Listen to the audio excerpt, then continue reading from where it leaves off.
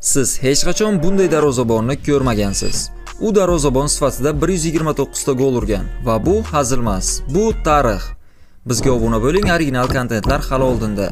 Ushbu darvozabon Rogerio Ceni, Braziliyaning San Paulo jamoasida butun umr o'ynagan. U professional faoliyatida 129 ta gol urib, darvozabonlar orasida rekord o'rnatgan. Bu hatto ayrim hujumchilardan da ko'proq degani. Ushbu gollarning bittasi o'yindan, 69 tasi penaltidan va 61 tasi jarima zarbasidan kiritilgan. Hatto Messi shuncha jarima zarbalarini amalga oshirib, endigina 69 ta gol kiritgan.